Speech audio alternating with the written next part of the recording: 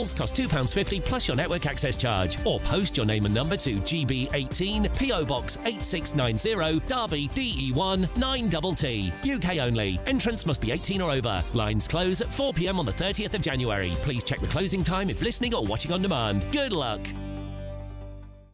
Hi, I'm Michelle Dewberry, and my show is your opportunity to cut through all the noise and dive in headfirst to some robust debates. Ideas clash. Situation, isn't it? Because the failure is... You're deliberately avoiding my point. Nothing's held back. And if you think this is the end of it, wait for more. And we do not shy away from the difficult stuff. Sometimes I want to shake people and say, if only you understood. So join me on Jubes & Co. weeknights at 6 p.m, only on GB News, Britain's news channel. Mornings don't have to be tiresome, especially if you have the right company. Wake up to news as it happens, opinion and debate, and of course, a little bit of entertainment too. Because when the kettle's on, we're on. That's Breakfast on GB News, a show worth waking up for. Every morning from 6 a.m. Only on the People's Channel, Britain's news channel. We'll spread the news, you spread the word. From the school run to the home run, watch a new show for all of Britain. He can say whatever he wants. A straight-talking show where all voices are heard. And, you know, when are we going to stop talking about smashing the gangs and actually do it? With the stories that matter from every part of our country. There's a bit of a crash landing there for your Chancellor. Bold, fearless and standing up for you. That's me, Martin Daubney, 3 p.m. till 6 p.m, weekdays, here only on GB News. The People's Channel, Britain's news channel. Westminster's full of talk, but out here, it's the real world. Am I allowed to talk now? No, that's it. This is where it matters, real people and real lives. That's what politics is all about. In fact, has Trump made a good start? No. Straight answers, no spin, and just a couple of pints. How many fingers have I got up? About 10. So join me for Lee Anderson's Real World every Friday at 7 p.m, only on GB News. The People's Channel, Britain's news channel.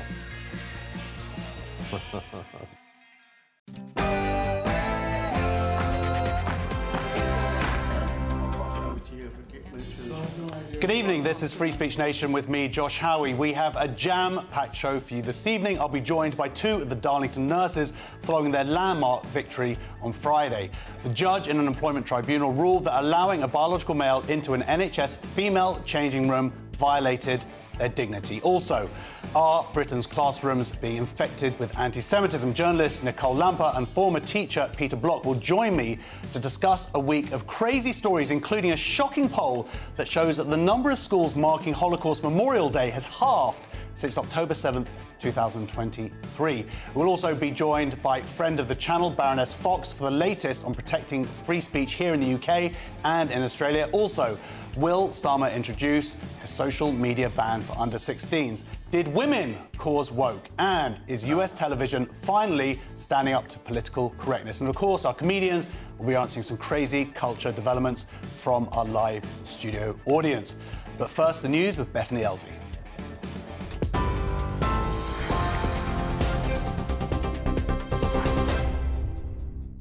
Josh, thank you. Good evening. Your top stories from the GB newsroom at 7:01. NATO members have condemned Donald Trump's threat to impose further import tariffs unless the US is allowed to buy Greenland, saying a trade war over the territory undermines transatlantic relations.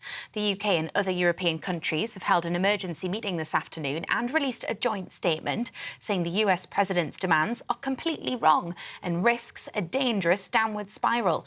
Trump has already imposed a 10% tariff on all goods from Britain and the EU, and that'll increase to 25% if he can't take over the Danish territory.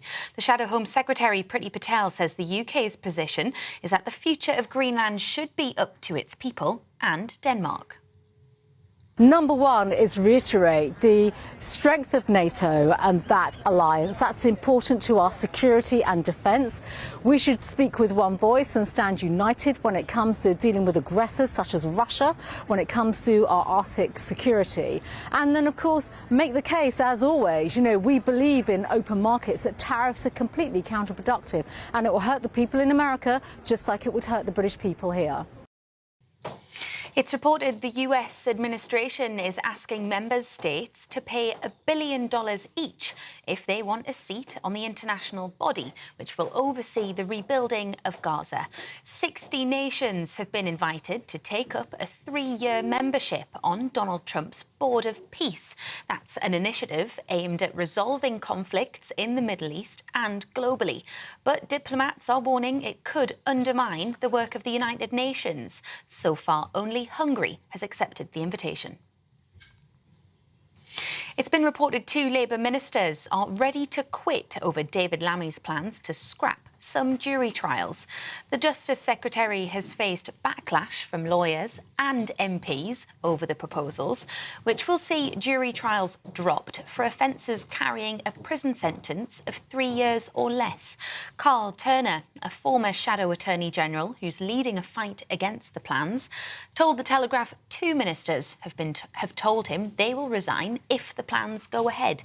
But the Culture Secretary, Lisa Nandy, says it's the only way to tackle the backlog in courts. At the moment, justice delayed is justice denied for too many people, and we're not prepared to allow that to stand. If Carl Turner or others want to talk about alternatives to fixing our broken criminal justice system, we will listen. We're prepared to hear them, but so far, not a single person across the political system has been prepared to grip this, and we are. And Australian news outlets are reporting a teenage boy is fighting for his life after being attacked by a shark in Sydney Harbour. The boy, believed to be 13 years old, suffered serious leg injuries and was taken to a children's hospital. He was swimming at Shark Beach, which has since been closed, and people have been told to avoid the area. Those are your latest headlines. I'll have an update for you at 8 o'clock. For all the latest from GB News whilst you're on the go, get the GB News app. Scan the QR code now to download or visit gbnews.com/app.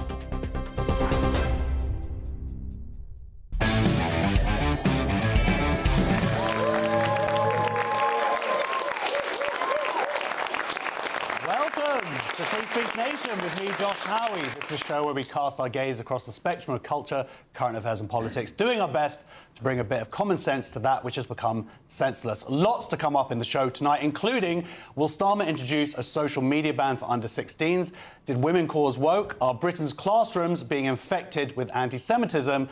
Is US TV finally standing up to political correctness? And Baroness Fox joins us as she talks about how she is standing up for free speech in the House of Lords. But now, let's get straight into our big story of the week, in what has been hailed a victory for common sense. Earlier this week, the Darlington nurses won a landmark case against their health trust after a transgender row. 8 nurses at Darlington Memorial Hospital brought a claim against County Durham and Darlington NHS Foundation Trust after a biological male who identifies as a woman was allowed to use female changing facilities. In a judgment handed down, the judge ruled that the NHS had violated the nurses' dignity and that the trust's conduct amounted to harassment. He said allowing the trans colleague to share changing facilities had created a hostile, intimidating, humiliating and degrading environment. I am delighted to say that 2 of the Darlington nurses, Bethany Hutchinson and Lisa Lockie, join me now. A massive round of applause.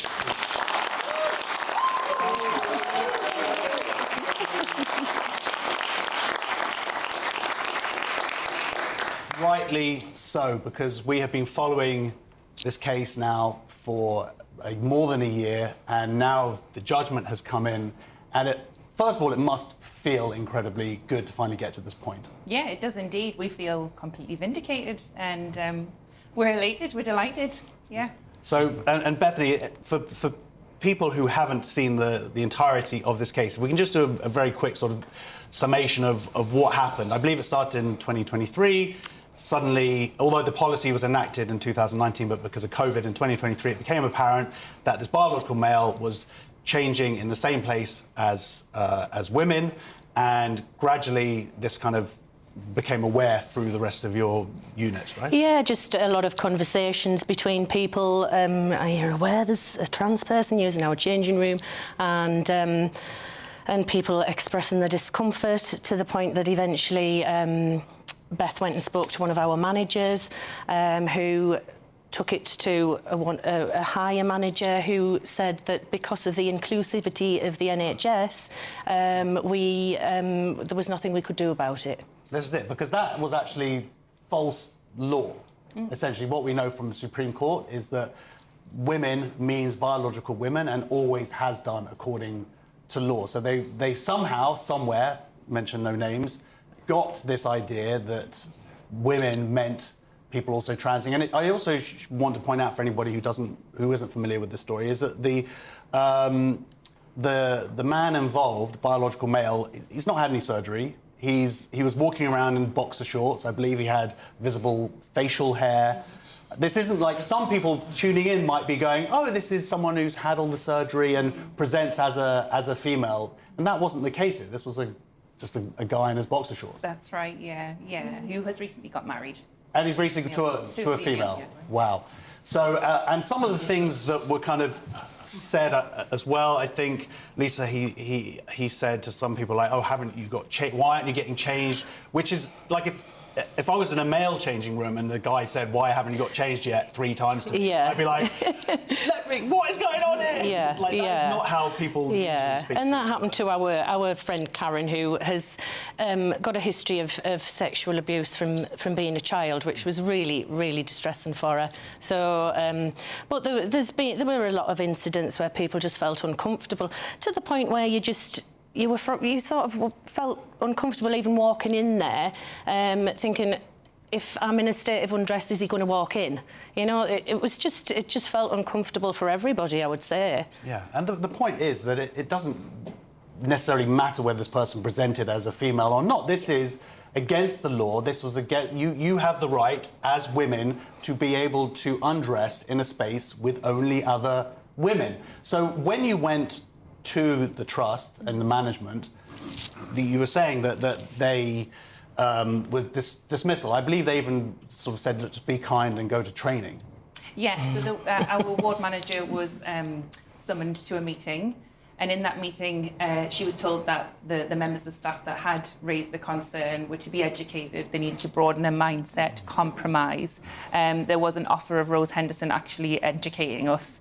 So the person involved actually being the person to say, ignore my boxer shorts and my beard. Yes. And also, I believe he commented on someone's breasts. Again, that's not great behaviour anywhere. No.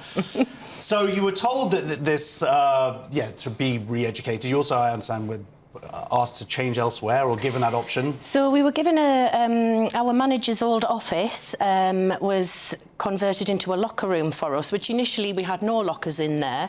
There was a chair, so we were having to just leave our clothes on the floor. It opened onto a corridor opposite a side room. So it used to be a case of you would go in there and you would sort of stand, if the door was going to open, you would kind of be ready to jump behind it, because if you were stood there in just your bra, you were kind of like, uncovered and exposed. So it was uncomfortable. Eventually, they did put some lockers in there for us, but there was only half a dozen. And for the amount of staff using it, it was nowhere near enough. But also, it wasn't... It was, because it had been an office, it was supposed to then, it needed some work doing to make it like fire safe as a changing room, and they didn't do that.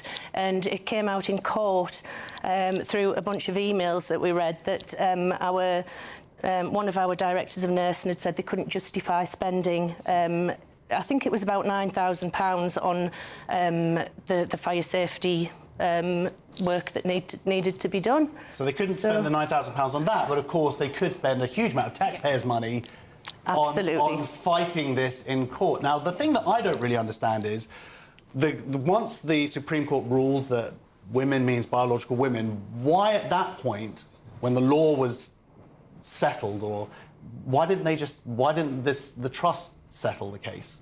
Yeah, we can't understand that either, no. Can we? I mean, for us, it's not a complex issue, is it? Sex is immutable, it's binary, and he should never have been in there anyway. And they were in breach of other regulations as well.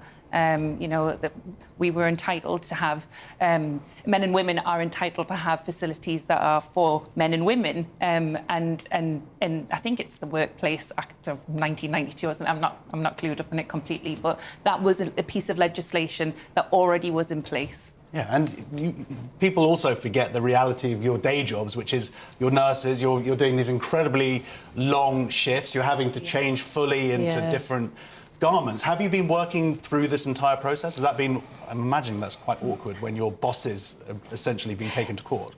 It is, but I would just add that we've never really seen any senior management that we've been dealing with, and our ward manager has been very supportive to us. But going into work, we wouldn't be very likely to see anybody from HR or from the directors board. Very unlikely to see any of those people. So it kind of has carried on as normal to a certain extent. Obviously, we're carrying the weight of it with us, but it has kind of carried on as normal. Which is crazy. And they haven't been. Have they been in contact with you yet? No. No. They've hardly contacted. Never. They didn't send you flowers. No flowers. No apology. Nothing. No apology. I mean that because I saw a previous interview and that's what you said you really wanted from this press. Yeah. A year and a half. Forget the. I mean, there are two parts here. There's the initial being forced to change with a biological male and the harassment that has now been legally proven. But there's also, of course, the process of the punishment. Yeah. The punishment is the process. And you've had a year and a half of court, of media. What's that been like? It's been exhausting and also all-consuming as well. You know, there's been sleepless nights, tears. Thankfully, we've had each other to sort of, and the wonderful Christian Legal Centre as well to support us. So, you know, we have managed to get through it. But there have been times where some of us have thought, is this worth it? What about your unions? Oh, don't get me started. So I was with Unison, and fairly early on through the process, I emailed my union rep, and I didn't get a response. And then a month or so later, I found out he was actually going to be representing Rose. So that was frustrating. But I thought, well, I was already now in the middle of it. It was a legal case by this point, so I thought, well, OK, I've got my legal team to support me. But then they refused to let us have our legal team with us in any meetings. So I was kind of left just... So that was when we formed our own union, the Darlington Nurses Union. Incredible, your union, the Unison did that. And have you? Well, yes. Thank you. But it's just as baffling that that's the whole point of joining a union is to have the protection of your work rights, your sex-based rights. Unison is 75% women, female, and I understand that they have put out a statement since the ruling that sort of just goes on about protecting trans rights. Yeah. And also, after, you know, throughout our journey, throughout this whole process, we went to meet Wes Streeting, and the story of that appeared in the Mail. And the president of Unison at the time tweeted another politician pandering to these anti-trans bigots. Which my membership was cancelled the next day. And that was that. But I've paid into that union for 35 years. It's crazy. Yeah. Let's try and turn this into somewhat of a positive.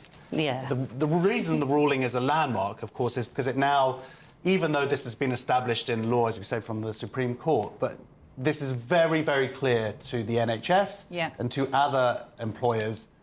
You better sort yourself out, basically, because you will be held legally viable. So do you think that is what is there any sign that the NHS are getting its act together?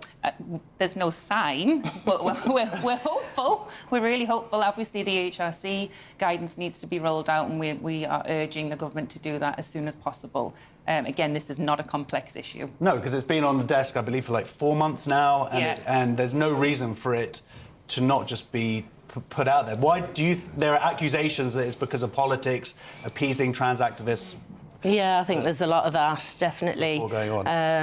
Yeah, but it's, I mean, I said the other day I could have had a baby in the time that it's taken them to actually, since the Supreme Court ruling, to actually implement anything. I would have had 3. That's a little joke for people who know I've got a lot of kids. OK. So what happens now?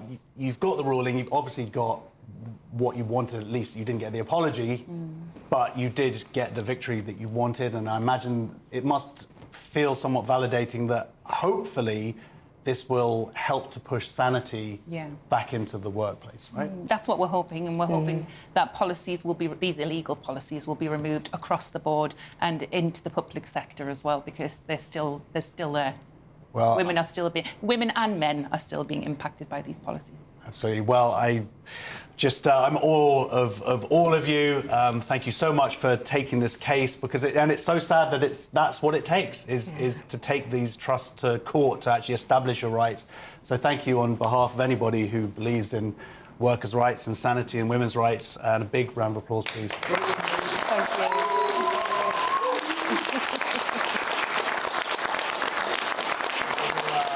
Statement here on the Darlington nurses' victory. A spokesman for County Durham and Darlington NHS Foundation Trust said, "We are taking time to review the judgment carefully and will comment further once we have had the opportunity to consider it in full." Asked on Thursday when she expected to publish trans guidance, Women and Equality Secretary Bridget Phillipson said, "I hope to do that as soon as I can. We did require certain additional information from the EHRC, so that has unfortunately slowed the process. Putting together the code of practice must be in a way that is responsible and follows all the proper processes. That's what I'm doing at the moment, making sure that we get it right." So unfortunately there's no apology to both of you, but again, thank you so much for coming in.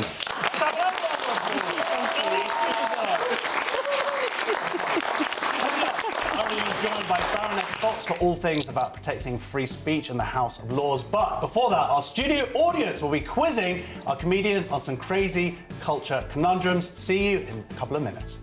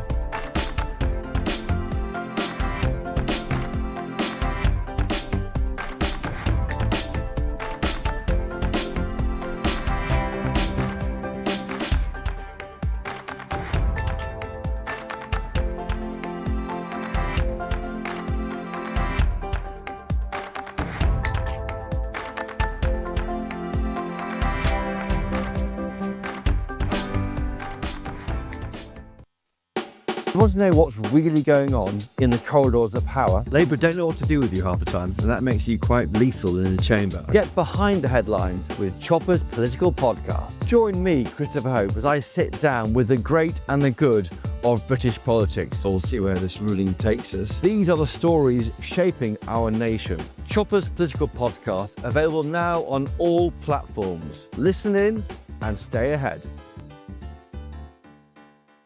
Britain deserves a newsroom that puts the facts and your voice first. Well, and that's what you get on GB News. Lively debates, lively conversation. And we're not afraid to hold power to account. And each other. So join me, Andrew Pearce. And me, Miriam Gates, for Britain's Newsroom, weekdays from 9:30 on GB News. Do you trust what you're being told? Good, because neither do I.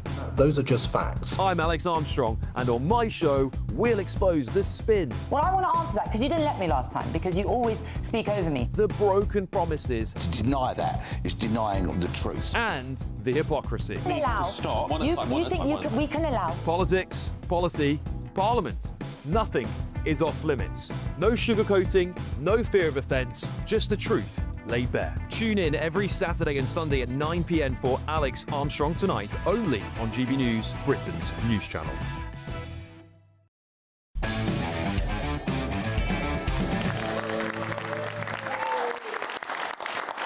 back to Free Speech Nation. My comedian guests this evening are Cresta Wett and Stephen Allen. Look at this audience! Look at it's so cool, Beautiful. it's so exciting. So shiny. So shiny and happy. They've come because we're all going to go out and get a pint afterwards. So, you both well? Yeah, no, all right. Are we allowed to say Happy New Year? We've gone past that point, haven't we? You're nearly saying Happy Chinese New Year if you leave it any later. That's it. Happy Easter. Oh, yeah. Happy tax year. We've got Valentine's Day before that. Oh, my Is that a celebration? You might have. So, we're going to get some questions from our audience. Our first question is from Adik. Hey, Adik. Hello. I have an exciting question to start with. Is it red's your favourite colour? No, just to be understatement, you know. Just no, exactly. Sit in the background. No, it's good. I can spot you. Where is he? Oh, there he is. OK. So my question is, does the NHS think incest is a good thing? Does the NHS think that incest is a good thing? So, the NHS is now teaching midwives that the risks of congenital diseases with cousin marriages is exaggerated, and that marrying a relative is actually a good thing as it comes with economic benefits. However, figures show that 15% of cousin couples have affected children, which is believed to have cost the NHS billions every year to treat. By the way, when we say cost the NHS, we mean cost us. Cresta, obviously you're attracted to your cousin. We've talked about this before. But you're not going to marry him, are you? I'm not going to marry him. You'll sleep with him, but not have children. No, I've got one male cousin. Carl, if you're watching, I'm sorry, but it's just not like that. It's not going to happen. No, we're all supposed to think it's gross, and mostly we do. And it turns out our instincts might be right. I mean, they're happy with it. It's like, oh, it's only 85% of people... 85% of people get away with it, 15% have problems. That's not a small number. I wouldn't like those odds, you know? So my solution is we treat it the way we treat sugar. You know, people want to tax that, or smoking, tax it. Let's have a cousin tax. That's if you want to do it, you go for it, but you're going to pay. You're going to pay, yeah. We shouldn't have to pay for your deformed child. Pretty much. OK. Sorry, didn't think I'd ever say those words aloud. Sorry about that. Yeah, thanks for that. What a great way to set up coming to me as well. Do you know, I'm amazed that we now have to have the discussion. I remember in the 90s, this is how old I was, back in the 90s, we used to think that things like marrying your cousin or forcing women to wear certain things was wrong. How backwards we were. Turns out you've got to freshen up your ideas. I like the instinct. You know, we know it's wrong. For some reason, it feels a bit icky. And everyone's debating about the risk of this and congenital this, that and the other. No, just the ick. Can we not talk about the ick? Women talk about ick on TikTok about if a man wears shoes that don't match the belt, that gives him the ick. So what gives me the ick? Marrying someone who's related to you. It feels wrong in some way. I suspect that some of those women who might feel the ick don't have much choice, unfortunately. Well, the TikTok women you're talking about? I'm not on... No, I get it. I look, this is about... Yeah, I'm not in favour of it, so I'm definitely not in favour of forcing someone into it. But the problem here is the NHS finding ways to rebrand it. They're not even calling it, like, inbred or incest. It's having same blood, isn't it? Yeah. They found a posh word to make it seem like it's not a bit dodge. Yeah. It's wrong. No, it is wrong. And on a serious note, it has to be said, 2 children, I believe, a week, actually, die because of their parents being related. An NHS spokesperson said the NHS absolutely recognises the genetic risks of consanguine... Please say it. Consanguinity relationships, thank you. And where people consider entering into them, we offer referrals to genetic services so individuals understand the risks and can make informed decisions. Our next question is from Ryan. Hello, everyone. Hello. Does Deborah Meaden need to start watching Free Speech Nation?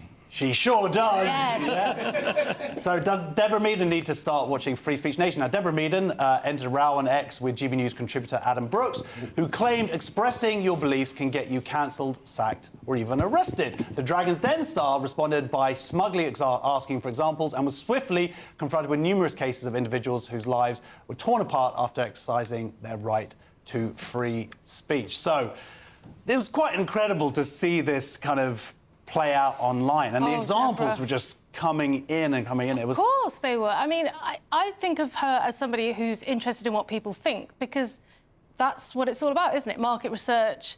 What market research is she doing? Or is she just reading stuff where...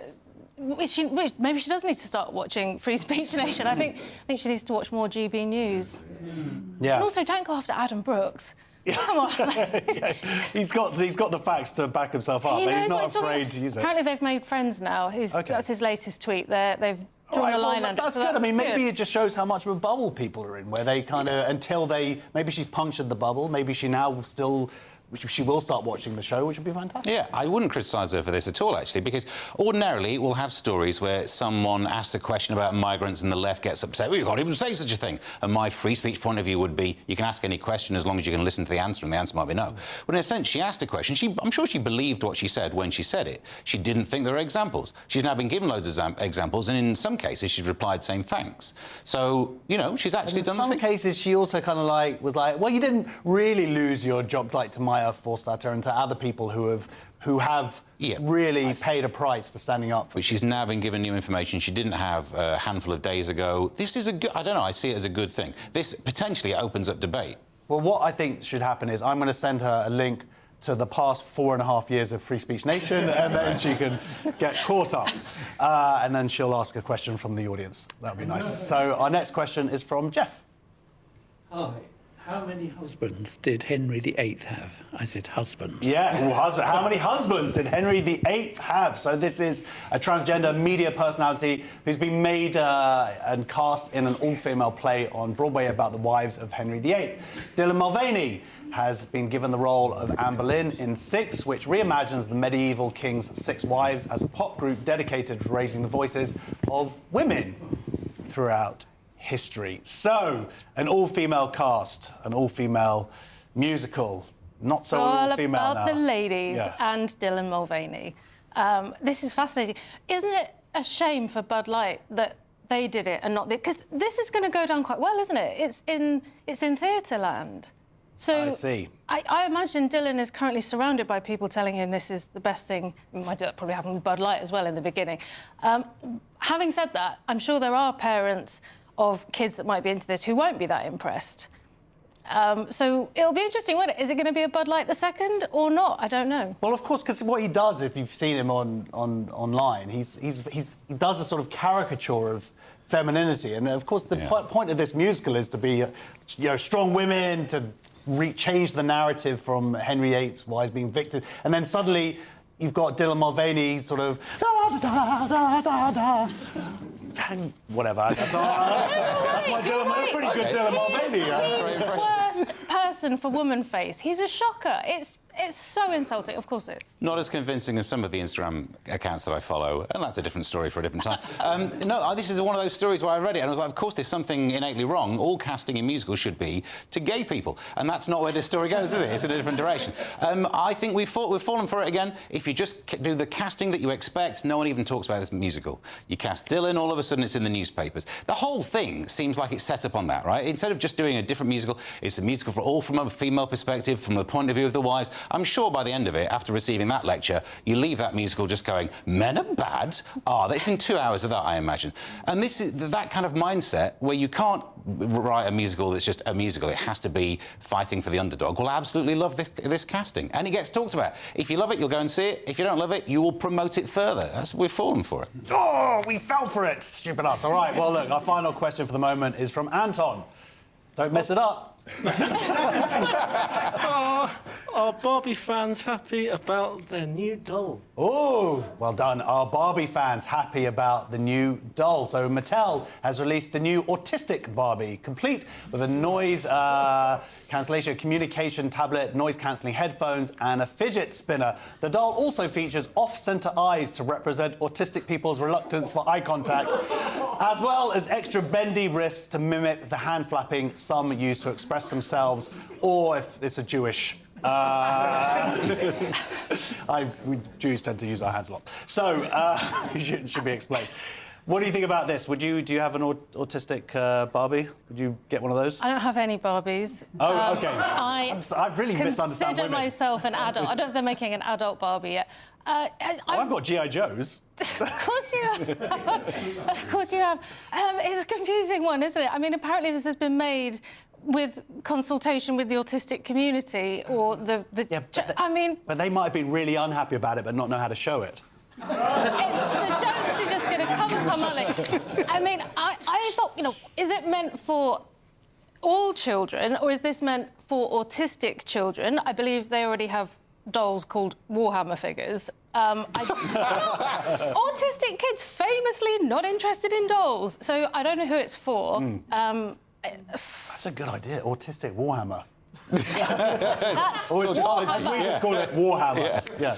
This is about representation, I think, the idea that you have to be representing the dolls you play with. I wasn't. There was no Action Man that was a poor person from the Midlands with a mum with emotional issues, and yet somehow I got through. I bet there is now. To be fair, well, Eagle Eye Action Man did have that kind of look, and we had that because you never know when the next row was starting, so we had that. But or it's to raise awareness. And find me a person who's not aware of autism. I don't think it's an issue that needs to be raised anymore. But it's offensive, isn't it? I mean, 10 years from now, this will be banned because it's taking the mickey, isn't it? It's just got, oh, look, we've given them hands that do this and their eyes. It's surely offensive. It is ripping the of autistic people. At some point, it'll get cancelled, and it should do. Yeah. Well, I think they're also talking about doing a ADHD Barbie where you just pull the back and it just goes, I've got ADHD, I've got ADHD. Anyway, the letters you're going to get now. Tell me off for that one. Right, next on Free Speech Nation, what caused woke? Was it women? Find out.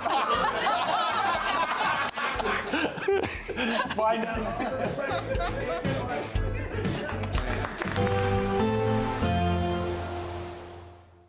Can't wait to get in that sea. Lovely and warm. Just like the feeling of having great travel insurance. All Clear Travel Insurance sponsors GB News Travel Destinations Forecast.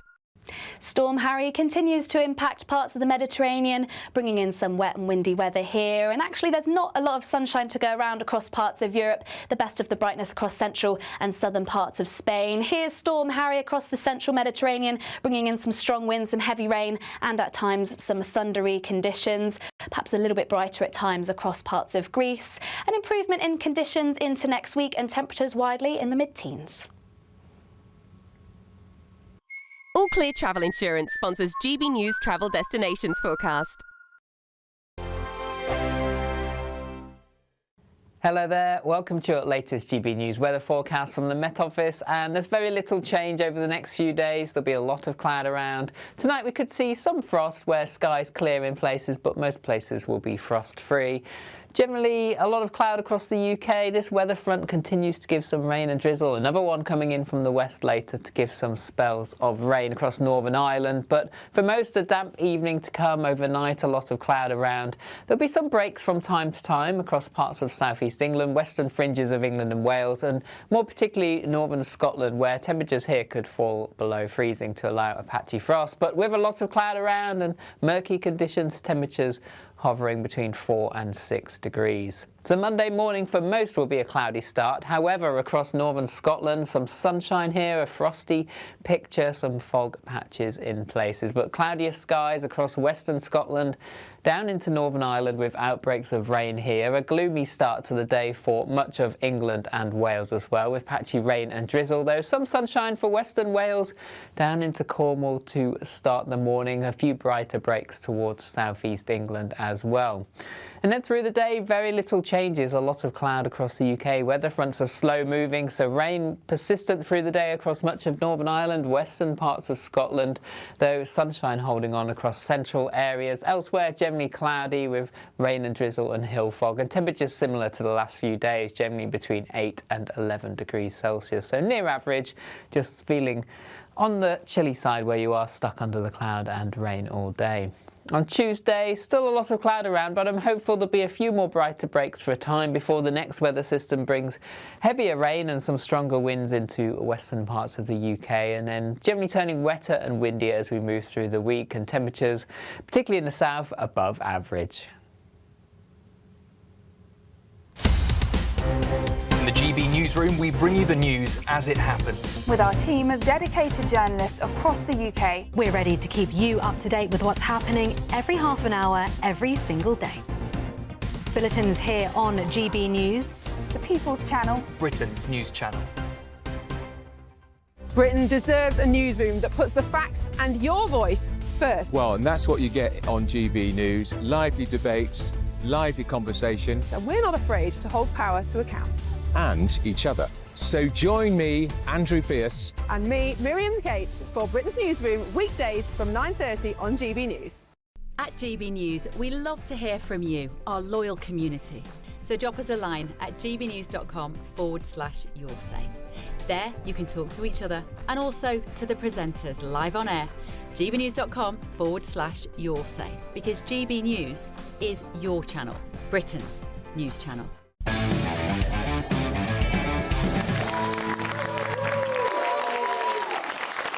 Welcome back to Free Speech Nation with me, Josh Howie. So, for today's debate, I'm going to be asking, did women cause wokeness?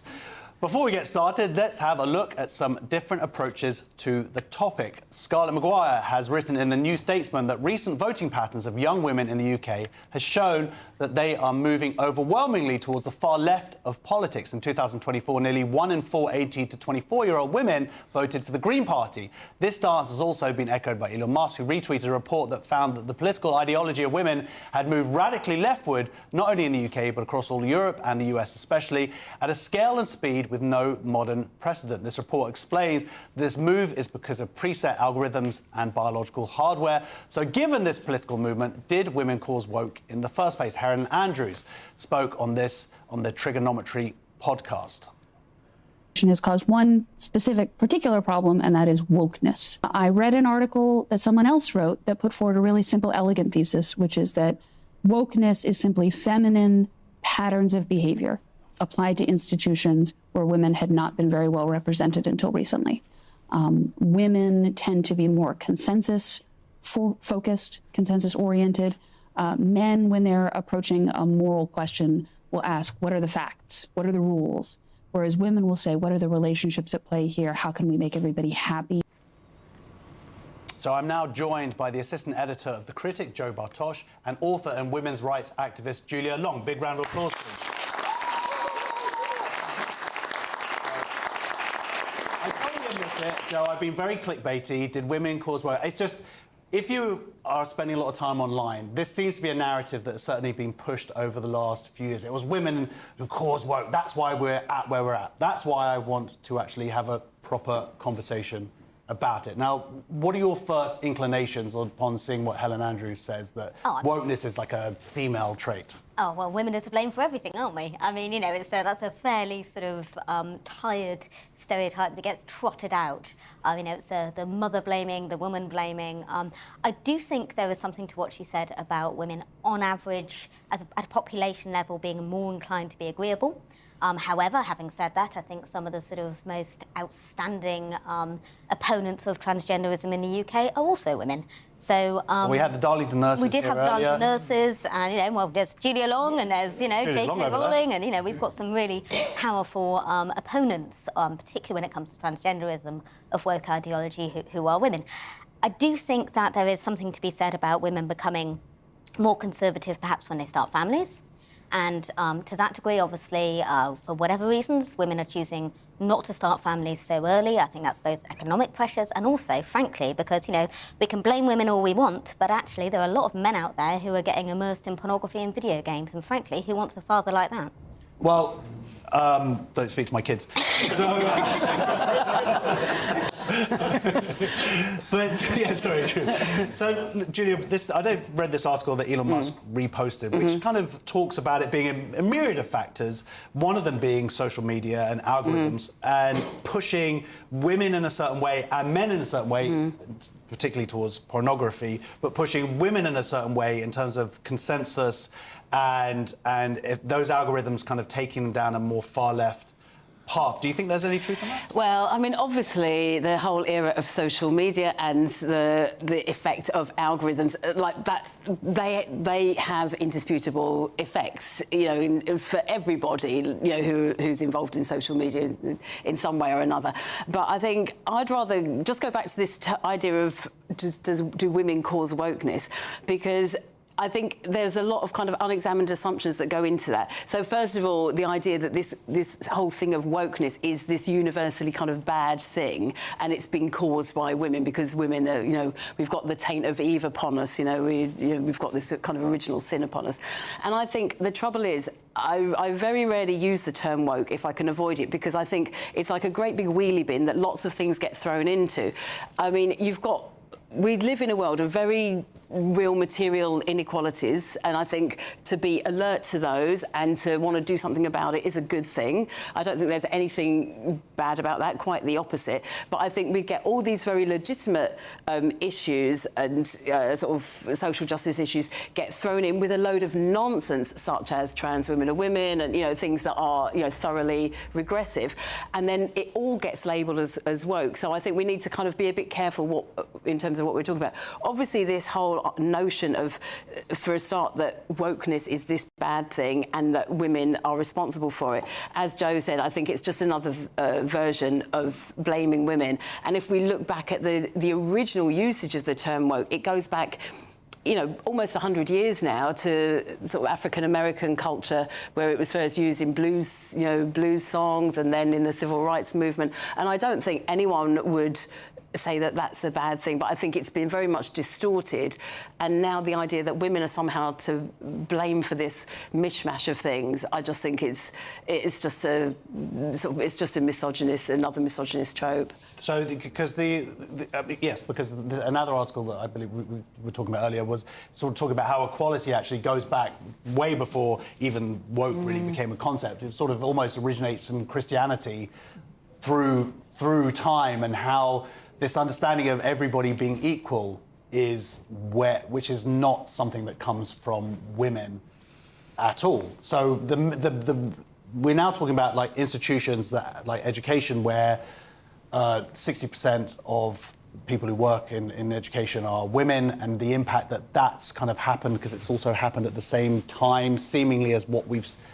I don't like the term woke either, but let's just say the last 10 years of madness. There is a coincidence, seemingly, or at least they ally with each other. Women have taken or have dominated these institutions, and we've seen the excesses of that. So I think, do you think it's reasonable at all for people to make a connection there? To an extent. I think where I would differ, as I said, I do think that women are more inclined towards agreeableness. I don't think necessarily that what we're seeing in terms of the be kind and the weaponisation of empathy is actually about being kind at all. I think it's about status building, and I think it's a way that perhaps women build status. And I mean, you can look at any industry and find egregious examples of, for want of a better word, woke nonsense. You know, tech industry is just as bad as education. I don't think there's any industry that's been untouched by it. I suppose I'm going to stop there and let Julia take over. OK, well, let me ask you one final thing then, Julia. The evidence shows, this article in the New Statesman, how the narrative has been men being radicalised towards the right. Facts of the matter show that men have actually remained relatively constant in terms of their political outlook, whereas it's women have had a massive shift, particularly young women. The argument goes with social media has seen a massive shift towards the left. Do you think that is an issue? Do you think that that is indicative of this being a female, being impacted by differently to men? Because this article doesn't say it's like a better or worse. It just says Yeah, they were looking at the data, weren't they? Yeah. I mean, I would question what the argument they make about young men, because maybe in terms of like voting patterns, for example, maybe it hasn't changed as much as, you know, it might have been kind of hyped. But in terms of, you know, culture and the whole like online, you know, men going their own way, all of that, I do think that has definitely been an influence. And obviously, as you know, Joe is very well aware, the massive expansion of the porn industry and access to porn, like those aren't always captured along this kind of left-right axis. So I think young women are having to cope with the fallout of all that and the kind of implications and consequences for them of all of that. I think it's very understandable if we look at the young people's situation generally in terms of like their material situation, the employment situation, unaffordable housing, impossible to get a mortgage, you know, all of these kind of things. I can see why young women are turning to the left, but I think, unfortunately, the left is seriously letting them down. But interestingly, men are not. Anyway, I think we can deduce that men and women are different, which we wouldn't have said 5 years ago. Anyway, thank you so much, Joe Partosh and Julia Long, and a big round of applause. Baroness Fox joins us in the studio. See you in a couple of minutes.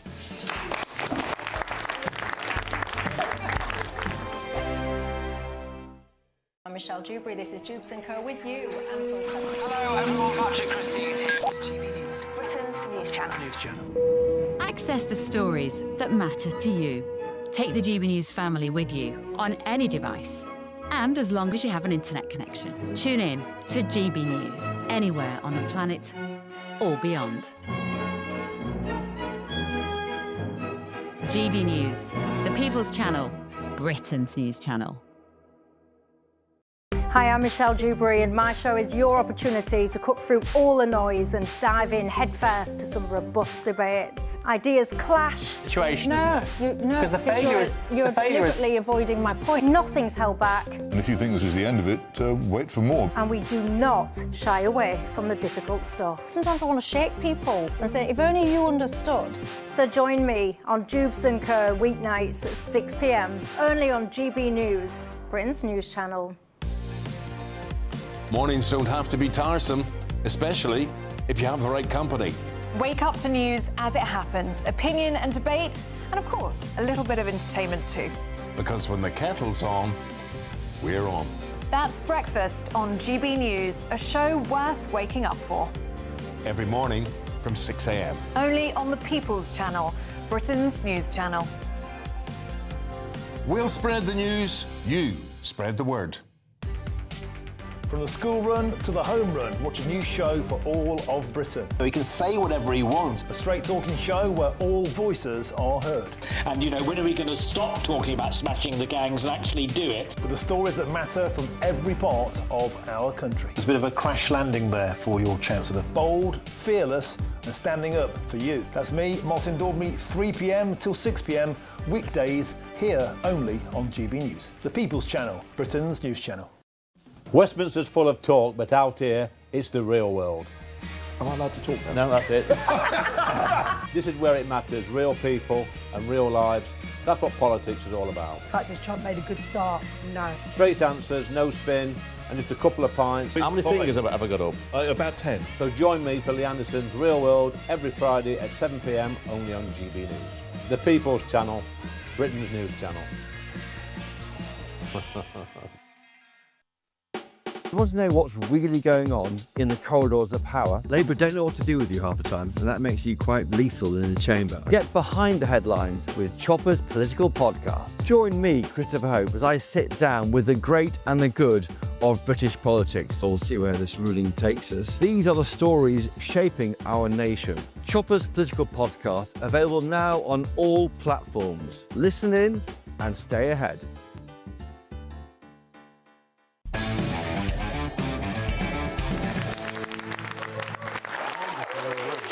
Welcome back to Free Speech Nation. My next guest, Baroness Claire Fox, has been fighting for free speech on the laws, opposing the controversial crime and policing bill that she says is attacking the fundamental right to protest. And we're also talking about hate speech and banning it. So joining me now is Claire Fox. Welcome to the show. Thanks, Scott. You made a couple of really important speeches this week in the House of Lords. One in particular that didn't seem very popular is this idea of banning hate speech. Because I think people think if you're banning hate speech, then that means you're for hate speech. But of course, that's not the case at all. No, and the crime and policing bill, like a lot of legislation at the moment, just adds on layer upon layer upon layer of more restrictions on our freedoms, and it's so frustrating. So this was an opportunity to say, why don't we, for once, look at the law and remove those elements of the law that's curtailing freedom and democratic discussion. And so that's why there was a couple of amendments by John Moynihan, Lord Moynihan, saying, get rid of the hate speech aspects that are stopping people talking about things that are what subjectively are described as hate, but very often are perfectly legitimate. And I would remind you that I've raised the Darlington nurses, who I was fangirling over before I came on, in the House of Lords, and people have called people like the Darlington nurses hateful bigots and transphobic bigots in the House of Lords. So, you know, this concept of hate is so promiscuously used, and when it comes to the law, it's led to a situation in which 30 people a day are being arrested for hate crime online, so let alone anything else. So is there any chance of this actually going through? Not a chance. Okay. But I'll tell you why it's important, is because I think that we really have to keep reminding people that if we're going to say that we need the capacity in the build-up to an election to fight anything from anti-Semitism to fight against bigotry against any different groups, you need to have speech to do it. That's the disinfectant that can, you know, actually clean up a hateful society. Anything that actually empowers people to use the law to say, I interpret that as hate, and send the police round knocking on your door, is going to lead to a fragmented, frightened society in which people are looking over their shoulders in case you get that knock at the door. And it's also leads to perverse outcomes, by the way, because aggravated offences, according to hate, can mean, and I used an example in one of the speeches, where some guy assaults and beats up members of his family. He actually got a suspended sentence for that, a community sentence, not sent to prison, because these days getting sent to prison is hard work. But however, he did get sent to prison. Why? Because he used apparently an aggravated racial slur when he was beating them up. I mean, that is the kind of madness we live in, and I do think that we need to shine a light on that, and I hope that future governments will change things. We'll see. Of course, what's happening here, you have, on the other side of the world, you've got Australia, who are also trying to make more hate speech laws. Well, actually, it's important, this, because in Australia, they've been inspired by the legislation in the UK to bring in, I know, they're kind of like, you know, saying, oh, it's like, oh, we'll do what the UK's done. But, I mean, this is where it gets morally difficult. Bondi Beach happens, slaughter. People are actually slaughtered and massacred because they're Jewish. So the government says, what can we do? And brings in a anti-Semitism and extremism hate crime piece of legislation. However, one thing it doesn't do is it doesn't mention radical Islam at all, even though the murderers were Islamists. And by the way, it's going to end up, guess who will suffer? Jewish people won't be able to say anything about that, and I've got to be quiet. I've got to read just a Home Office statement review said the government will always protect the right to lawful protest and free speech, but will not tolerate individuals or groups who intimidate others, incite hatred or create disorder. Thank you for Baroness Fox. See you guys in a couple of minutes. Expect warm spells with the odd rude interruption. Box Boilers sponsors the weather on GB News. Hello there, welcome to your latest GB News weather forecast from the Met Office, and there's very little change over the next few days. There'll be a lot of cloud around. Tonight we could see some frost where skies clear in places, but most places will be frost-free. Generally, a lot of cloud across the UK. This weather front continues to give some rain and drizzle. Another one coming in from the west later to give some spells of rain across Northern Ireland. But for most, a damp evening to come overnight, a lot of cloud around. There'll be some breaks from time to time across parts of southeast England, western fringes of England and Wales, and more particularly northern Scotland, where temperatures here could fall below freezing to allow a patchy frost. But with a lot of cloud around and murky conditions, temperatures hovering between 4 and 6 degrees. So Monday morning for most will be a cloudy start. However, across northern Scotland, some sunshine here, a frosty picture, some fog patches in places, but cloudier skies across western Scotland, down into Northern Ireland with outbreaks of rain here. A gloomy start to the day for much of England and Wales as well, with patchy rain and drizzle, though some sunshine for western Wales, down into Cornwall to start the morning. A few brighter breaks towards southeast England as well. And then through the day, very little changes. A lot of cloud across the UK. Weather fronts are slow moving, so rain persistent through the day across much of Northern Ireland, western parts of Scotland, though sunshine holding on across central areas. Elsewhere, generally cloudy with rain and drizzle and hill fog, and temperatures similar to the last few days, generally between 8 and 11 degrees Celsius. So near average, just feeling on the chilly side where you are stuck under the cloud and rain all day. On Tuesday, still a lot of cloud around, but I'm hopeful there'll be a few more brighter breaks for a time before the next weather system brings heavier rain and some stronger winds into western parts of the UK, and then generally turning wetter and windier as we move through the week, and temperatures, particularly in the south, above average. Expect warm spells with the odd rude interruption. Boxed boilers. An incredible £85,000 in tax-free cash could be yours.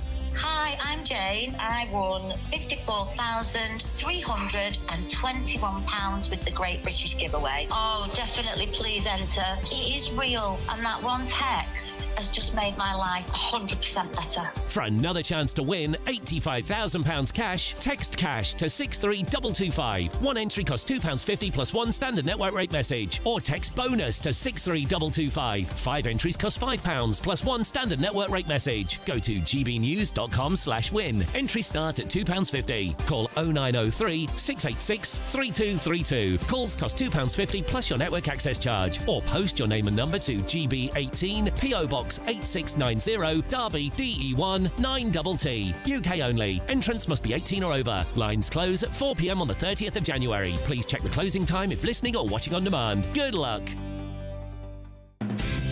Decisions made in Washington aren't just shaping America, they're shaping Britain too. From migration to global security, from crime to health. Whatever happens in the White House today will be felt in your town or city tomorrow. That's why The Late Show is live from Washington, D.C. Cutting through the politics to show you what it all means for Britain. The Late Show live every night at midnight. Only on GB News, Britain's news channel. Britain deserves a newsroom that puts the facts and your voice first. Well, and that's what you get on GB News. Lively debates, lively conversation. And we're not afraid to hold power to account. And each other. So join me, Andrew Pierce. And me, Miriam Gates, for Britain's Newsroom, weekdays from 9:30 on GB News. Hi, I'm Michelle Dewberry, and my show is your opportunity to cut through all the noise and dive in headfirst to some robust debates. Ideas clash. Situation, no, isn't it? No, because the failure is you're deliberately avoiding my point. Nothing's held back. And if you think this is the end of it, wait for more. And we do not shy away from the difficult stuff. Sometimes I want to shake people and say, if only you understood. So join me on Jubes & Co. weeknights at 6 p.m. only on GB News, Britain's news channel. Join me, Nana Akwe, for an informative, interactive news programme with a difference. It's fun. No, he didn't say that, though. I'm so surprised. I think there's an element of truth to that. Join me from 3 p.m. every weekend, only on GB News, Britain's news channel. In the GB Newsroom, we bring you the news as it happens. With our team of dedicated journalists across the UK, we're ready to keep you up to date with what's happening every half an hour, every single day. Bulletins here on GB News, the People's Channel, Britain's news channel.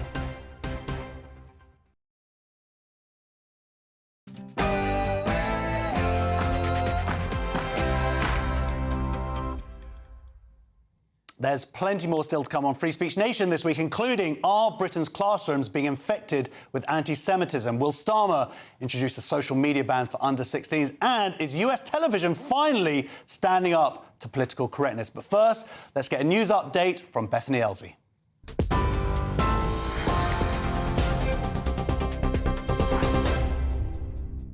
Josh, thank you. Good evening. Your top stories from the GB newsroom at 8 o'clock. NATO members have condemned Donald Trump's threat to impose further import tariffs unless the US is allowed to buy Greenland, saying a trade war over the territory undermines transatlantic relations. The UK and other European countries held an emergency meeting this afternoon and released a joint statement saying the US president's demands are completely wrong and that they risk a dangerous downward spiral. Trump has already imposed a 10% tariff on all goods from Britain and the EU, and that will increase to 25% if he can't take over the Danish territory. The Shadow Home Secretary, Priti Patel, says the UK's position is that the future of Greenland should be up to its people and Denmark. Number one is reiterate the strength of NATO and that alliance. That's important to our security and defence. We should speak with one voice and stand united when it comes to dealing with aggressors such as Russia, when it comes to our Arctic security. And then, of course, make the case, as always, we believe in open markets, that tariffs are completely counterproductive and it will hurt the people in America just like it would hurt the British people here. It's reported the US administration is asking member states to pay $1 billion each if they want a seat on the international body which will oversee the rebuilding of Gaza. 60 nations have been invited to take up a 3-year membership on Donald Trump's Board of Peace, an initiative aimed at resolving conflicts in the Middle East and globally. But diplomats are warning it could undermine the work of the United Nations. So far, only Hungary has accepted the invitation. It's been reported 2 Labour ministers are ready to quit over David Lammy's plans to scrap some jury trials. The Justice Secretary has faced backlash from lawyers and MPs over the proposals, which will see jury trials dropped for offences carrying a prison sentence of 3 years or less. Carl Turner, a former Shadow Attorney General who's leading a fight against the plans, told The Telegraph 2 ministers have told him they will resign if the plans go ahead. But the Culture Secretary Lisa Nandy says it's the only way to tackle the backlog in courts.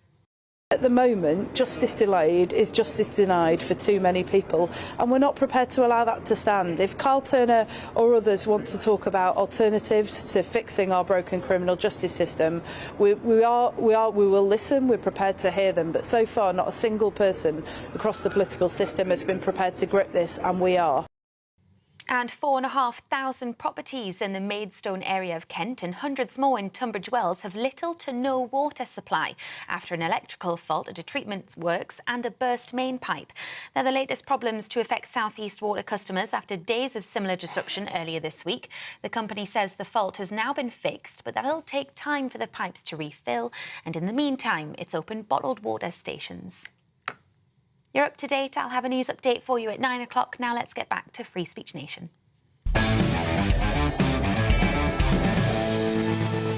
Big round of applause.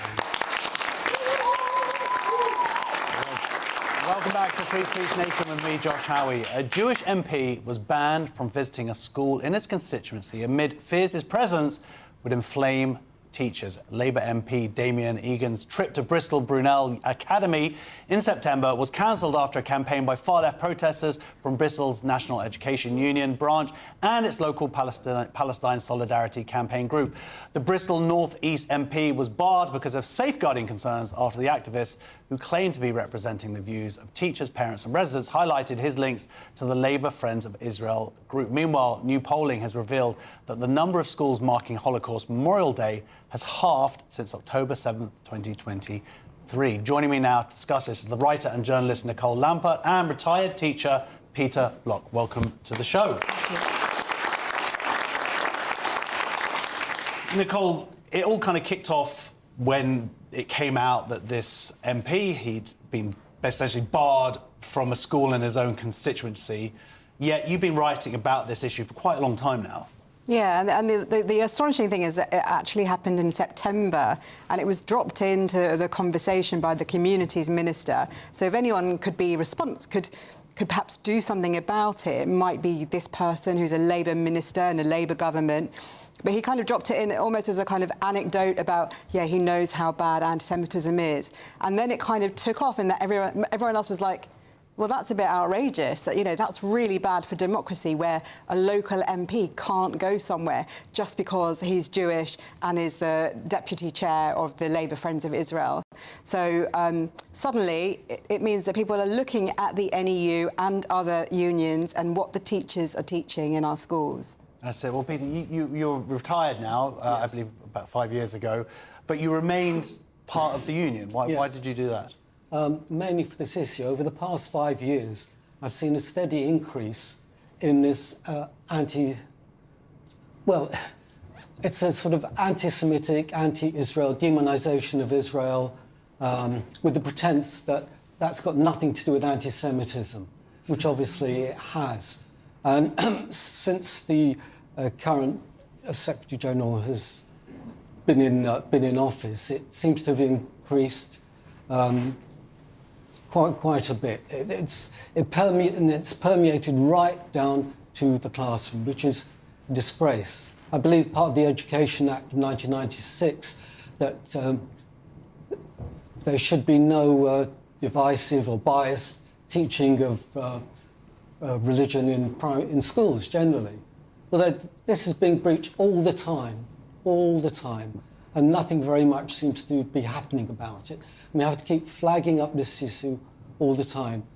There are many people within the union who wonder what the union's got to do with Palestine anyway. The proportion of time at a conference spent on discussing Palestine with invariable hostile motions is out of all proportion to anything else.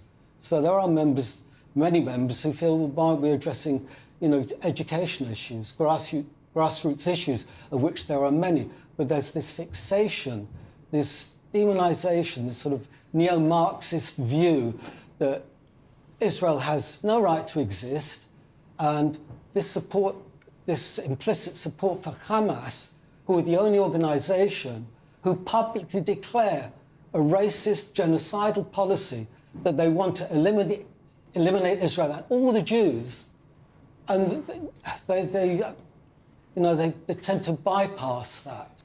And 4 years ago, when I actually managed to speak on the podium, and I was trying to just say that there are two sides to the problem in Israel. Let's talk about it.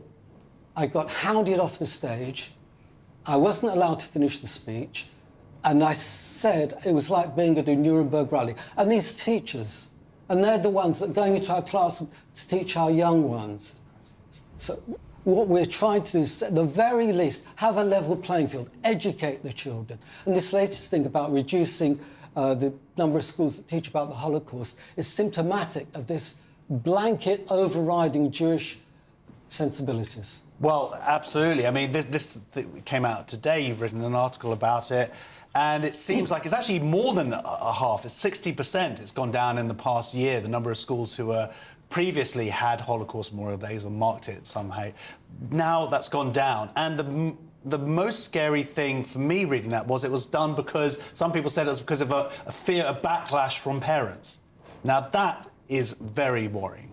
Yeah, I spoke to someone from the Holocaust Memorial Day Trust about a year ago about this and about what was going on. And the figure was in 23, so it's January the 27th, it marks the day that the liberation of Auschwitz.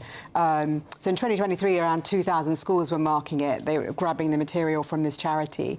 The following year, it was 1,200. Last year, it was about 800. And we don't know yet how many are going to be doing it this year, but I can presume less. And there are a few reasons, and one is that there's an idea that somehow either the Holocaust isn't real, or that it's propaganda and it's used for propaganda for Israel purposes. And then the other thing is that people are saying, well, if you're going to talk about the Holocaust and other genocides, which is something that happens, that they talk about the Holocaust and other genocides, then you have to talk about Gaza. So then you're getting things like Holocaust survivors talking about the Holocaust, being asked about the genocide in Gaza, the genocide, the non-genocide genocide. So schools who often they don't know much about the Holocaust, in that I had to tell my son's own history teacher the Holocaust is just about the eradication of the Jews, and the Nazis did other crimes that are not Holocaust. Because the important thing is that the Nazis and their intention to destroy the Jewish nation was a core ideology that from Mein Kampf and previously, and that was part of what helped them get into power. So it has to be separated from the other elements, although the Nazis were obviously just generally evil. But that's partly why we talk about it. And of course, the frightening thing is, this is all happening in a year where we've seen 20 Jewish people killed across the world, from Australia to Manchester to America. So we need Holocaust education. We need it properly done, and we're getting the exact opposite. So this, as Peter says, this adds to the problems we have in schools, where this should be used as a time to educate people about anti-Semitism, but instead it becomes too complex a subject, and so is just ignored. So, Peter, you yourself, you've retired, or you've quit the NEU now, and I have friends who are Jewish and teachers who've also left the NEU. Is there any indication that they understand it, that they're going to actually tackle this issue? They pay lip service, but really they have no... It's very top-down, the NEU, in its matters. And Can I just say something? I believe that 4 of the people who are on the board of the NEU are also on the help run the Palestine Solidarity Campaign. Yes, absolutely. When I spoke on the auditorium, the whole of the executive sitting behind me, all in their revelling in their smugness, wearing the keffiyeh, I suppose they go home and have a falafel, and that makes them experts on Palestine. But somebody filmed it. It only became widely known because somebody in the audience filmed it. He came up to me afterwards and said, "Do you mind? I filmed it. Would you like a copy?" Blah, blah, blah. He said to me, "I'm so glad I heard the little bit that I did, because I had no idea about what was going on," which was pretty general. So you get all these people making their minds up. Yes, you know, the Free Palestine and whatever. The last time somebody came up to me with Free Palestine, I said, yes, Free Palestine from Hamas, and then people can talk. Of course. It's the ignorance. Even some of the teachers, they couldn't put Israel on a map, they've got no idea of the size, and certainly no idea of the history. And like most prejudice, it's born of ignorance. And that's what we need to address. Well, this is it. It's born of ignorance, Nicole, but that ignorance is then being transmitted from teachers to students. And that's also incredibly terrifying. If the students themselves, we have another generation of potential hate coming through. Exactly, and we're already seeing that in the universities, where you have openly anti-Zionist teaching in the universities, and now you're getting it in very subtle ways in the school. As Peter says, you're not meant to bring politics in, but there are plenty of teachers wearing keffiyehs or Palestine badges in the schools, even though they're not meant to. They still do, and that's dependent on the head teacher to say something about it. Or parents gave me just a few examples. For example, there was one non-Jewish parent that I spoke to, and he'd got in touch with UK Lawyers for Israel because he was so upset. His son came home upset. This was someone he and his son, they were pro-Israel, and in the English language class, an article was read out all about Israel genocide and apartheid state and all of this, and it wasn't even used as a kind of discussion piece. It was, how has this writer used this language to make their point? So it's very subtle. And another parent whose child was 9 was talking about how they were in an RE lesson. They were learning about King David, and it was David, and she'd written on the board, Palestine, he's from Palestine. So this is similar to what a teacher told me, which is one of her colleagues, the NEU rep at her school, said Israel doesn't exist. And the NEU showed me that. They showed me on a map that Israel doesn't exist. So this is what teachers are being taught by the union, then going into our classroom. And there's a little bit of Nazi-ness to it, in that this is, they are educating children to not recognise Israel, and sometimes even to go further and not recognise Judaism. Yeah, and of course that's going to then come out in hate, and we've seen these examples of extreme anti-Semitism within schools. Absolutely. All connected to that. Is there any sense of optimism that finally there has been exposure. You've been on this very show before talking about this very issue. Nothing happened. Now we have a democratically elected MP not allowed, barred from their local school because essentially he's Jewish. And of course the other side would go, no, it's because he supports Israel. Well, that's 96% of Jews. Yeah. So do you think that finally we're actually going to see some action, or is it, as Peter says here, just going to be a lot of lip service? I feel like there's going to be a lot of lip service. The Education Secretary has promised us a report, just as we're also having a report into anti-Semitism in the NHS. But she didn't mention the unions. And it's not just the NEU, it's the EIS in Scotland. Some would say that it's even worse than the NEU. And I spoke to a whistleblower from there, and he said he's been saying to his colleagues in the union, we are anti-Semites. This is an anti-Semitic union. So until the unions are addressed, that's not going to work. You know, the schools, there are myriad problems, and some of it is there's plenty of bullying of Jewish children going on in schools, and sometimes that's coming from home. But what we should be looking at is where it's coming from the teachers, and we can only do that when we look at the teaching unions, and I can't see the Labour government willing to tackle this. OK, well, a spokesperson for Bristol Brunel Academy said on the evening before Mr Egan's scheduled visit, we were made aware of plans for a public protest outside the school that would coincide with the end of the school day. We opted to postpone his visit to ensure everyone would continue to feel safe and to prevent any disruption to our students' learning. We have remained in contact with Mr Egan, and an alternative date for his visit was arranged some time ago. We have also been in contact with the police and followed their advice. An NEU spokesperson said the NEU is an anti-racist organisation and it is not acceptable for Jewish members of any member to feel the union is not a safe space. Teachers correctly have a legal obligation to remain impartial when discussing events or issues in schools and colleges. So, some breaking news before we move on. Conservative Shadow Minister for Foreign Affairs and Member of Parliament for Romford, Andrew Rosendale, has today joined Reform UK. Rosendale, who also previously served as Shadow Minister for Home Affairs between 2007 and 2010, has joined Reform UK, with Reform UK leader Nigel Farage citing the Conservative Party's hypocritical position over the Chagos Islands as his reason for defecting. The Romford MP had been a member of the Conservatives since he was 14, as the second Member of Parliament to join Reform UK this week, following Robert Jenrick's defection on Thursday. Next on Free Speech Nation, our audience quizzes comedians on culture conundrums. Before we go, big round of applause for our two guests.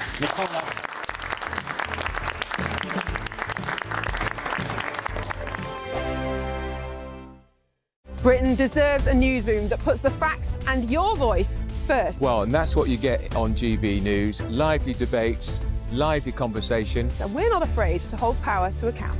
And each other. So join me, Andrew Pearce. And me, Miriam Gates, for Britain's Newsroom, weekdays from 9:30 on GB News. Mornings don't have to be tiresome, especially if you have the right company. Wake up to news as it happens, opinion and debate, and of course, a little bit of entertainment too. Because when the kettle's on, we're on. That's Breakfast on GB News, a show worth waking up for. Every morning from 6 a.m. Only on the People's Channel, Britain's news channel. We'll spread the news, you spread the word. Join me, Nana Akweer, for an informative, interactive news programme with a difference. It's fun. No, you didn't say that, Dave. I'm so surprised. I think there's an element of truth to that. Join me from 3 p.m. every weekend, only on GB News, Britain's news channel. From the school run to the home run, watch a new show for all of Britain. He can say whatever he wants. A straight talking show where all voices are heard. And, you know, when are we going to stop talking about smashing the gangs and actually do it? With the stories that matter from every part of our country. There's a bit of a crash landing there for your Chancellor. Bold, fearless and standing up for you. That's me, Martin Daubney, 3 p.m. till 6 p.m, weekdays, here only on GB News. The People's Channel, Britain's news channel. Hi, I'm Michelle Dewberry, and my show is your opportunity to cut through all the noise and dive in headfirst to some robust debates. Ideas clash. Situation, no, because the failure is you're deliberately avoiding my point. Nothing's held back. And if you think this is the end of it, wait for more. And we do not shy away from the difficult stuff. Sometimes I want to shake people and say, if only you understood. So join me on Jubes & Co. weeknights at 6 p.m, only on GB News, Britain's news channel. Westminster's full of talk, but out here, it's the real world. Am I allowed to talk now? No, that's it. This is where it matters, real people and real lives. That's what politics is all about. The fact is Trump made a good start. No. Straight answers, no spin, and just a couple of pints. How many fingers have I got up? About 10. So join me for Lee Anderson's Real World every Friday at 7 p.m. only on GB News. The People's Channel, Britain's news channel. No matter the state it's in, this is our nation. Join me, Jacob Rees-Mogg, for a genuine, honest discussion on where we have been, where we are going, and where we are with the people who set the direction. Tune in to State of the Nation every Monday to Thursday, 8 to 9 o'clock. Only on GB News.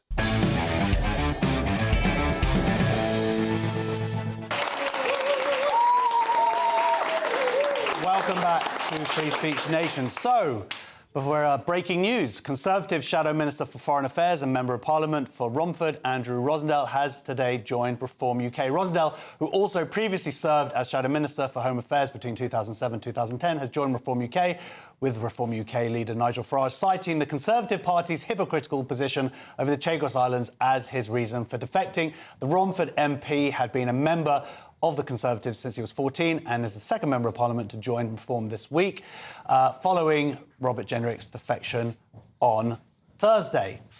So, when we announced that, there was a bit of applause from our audience, who seemed very happy. Do you happen to support Reform UK? I do, because they Actually, will you pass the mic? Sorry, just... Yeah, I do, because I think I've always been centre-right. It's just that everything has moved so far left. And it's interesting that when they are criticised, it never seems to be on policy.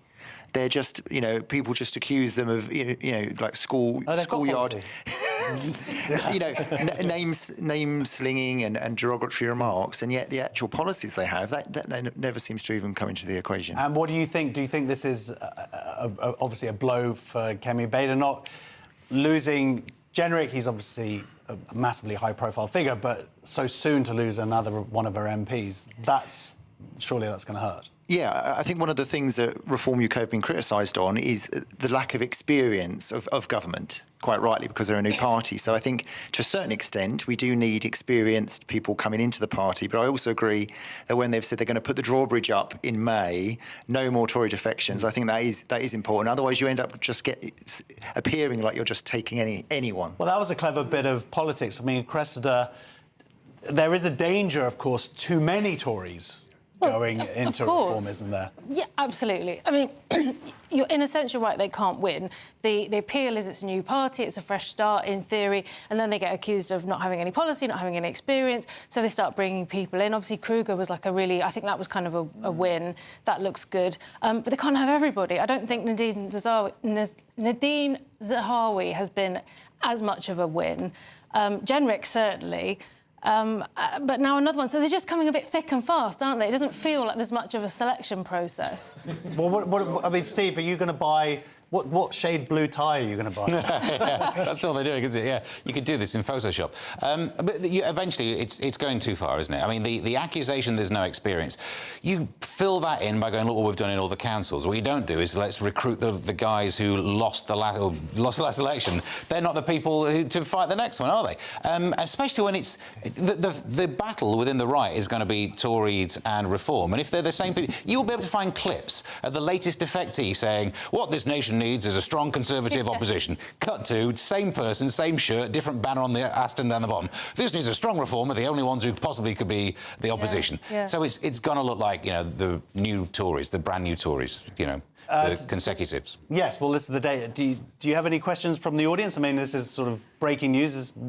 Are you excited, interested? Do you think this is the end of the Tories, even?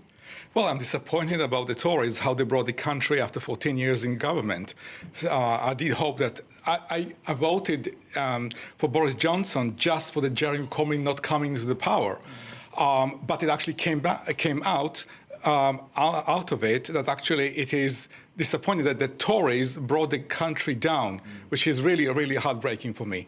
So going to Reform, basically, is just the Tories should be originally should be. I don't think that Toryism reform is something special. It's just basically pure Tories. But that's, I guess, what the best we can have in this country. But that's Isn't there an issue, though, that the same people that you've just said the last 14 years and how have they failed, it's the same people who failed it. They'll be the same, different name on the party, different name on the rosette. But if it's the same person, do you not think it's the same 14 years of failure?